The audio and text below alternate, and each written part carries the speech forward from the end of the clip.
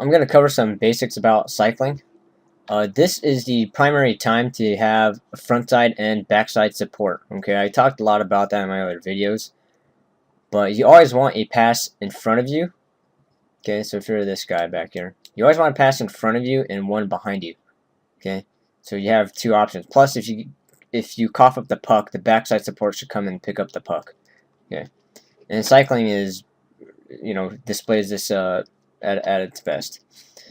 So a typical time I see to use cycling is when you have someone in front of the net, you have a defenseman that has you covered completely. Okay, and I always see these guys like trying to force it, and this guy just sitting his ass there playing grab ass with the other defenseman. Okay, especially for our 4-on-4 leagues, you don't really want to waste time doing that. Parking a guy in front of the goalie. That's more for 5-on-5 play. But ideally, once you're covered, okay, and you can't get any room, then just go and help cycle. Okay. So this player is going to, he can either cut in, or he can drop the pass to you, or he can even pass the defenseman. And I know a lot of times in our roller leagues, we just pass the defenseman. But the first option really should be to the guy back here. Okay, you keep the puck in the offensive zone, and if you cough it up, it won't be too dangerous. Okay, if you were to pass here, and I don't know, you would cough it up here, it could get bad where they chip the puck past him somehow, and the guy goes around him. Okay, I usually want this to be the second option. I know at the higher levels they usually just give it to the point man right away, but I think for our level, any lower ones in general, it's best to keep it down here in the offensive zone. Plus, in our 4-on-4 ice league, you have offsides, and I think that's a big reason to keep the puck down here. Yeah. Alright, so anyway, after you cycle, well, not after you cycle, but what it should look like is, hold on. Actually, let me delete all those. Okay. So you have a player here, and after this guy who was originally here, he'll come down here. Okay. And you want to pass the puck along the boards, okay? So if you were right-handed, you want to use your forehand to throw it along the board, okay? Because remember, the defenseman is playing your inside, so there's a chance he'll pick that pass off, okay? And if you're a lefty, don't think too much about being lefty or righty, but if you're lefty, you just pass it back in, okay? Not on the forehand like this, okay? Just remember, you want to keep it along the boards, okay? Alright, so anyway, so what you do is you just pass it back, and you're going to cut in.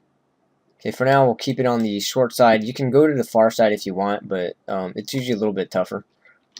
So you pass it back, and remember, this guy don't stand stationary. Okay, you're not just standing stationary. You want to just move. You don't have to move fast. You just slowly move up and follow that same pattern. Okay, so you don't have to force a pass. If you don't pass it, if you don't want to make that pass right there, because it's not always open, then you're just gonna follow this, and you're just gonna cycle it back again, and hopefully this guy's following the play.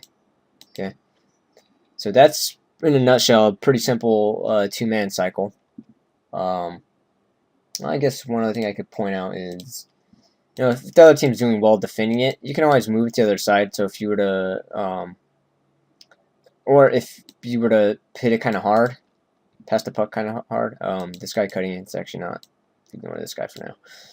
You can always take the puck and then move it along this way, okay? And this guy would just follow you, okay? Ideally, you want to move up the board and going in towards the net. So I know that sounds confusing, but what that means is basically the cycle should be going in this direction, okay? It doesn't have to. I won't go over going the other direction. But real quick, the reason why it's easier that way is because if you're moving it this way instead, where you're going in the reverse direction of the net, it's usually harder to get something going. Okay. So, if you were to throw the puck down here and then someone picks it up and cuts toward the middle, usually you're going to get closed off right here. Okay, they're usually going to have their D here, plus it's just harder to score while skating backwards and someone's trying to feed you. Okay. This way is much easier. It's not that you can't do this, you can do that, but I would recommend starting with this one, okay? So just driving towards the net, so it's easier. Alright. So, while you're doing this, while you're doing the cycle work, if the team's the goal is to catch the other team cheating. So, for example, if this guy starts trying to play this pass and starts cheating this way, you just have to walk right in and shoot. Okay, and once you see him walking, then you can just kind of move up here. Okay, you don't have to stay behind him the whole time, or you might look like this too, where you just cut right in for a rebound, maybe for a backdoor pass. Okay, but you're gonna try to catch one of these guys cheating. Okay, a lot of times actually, what'll also happen is after you cycle, this guy will cut, and then this guy's on him still, and then you can just pass it right here. Okay.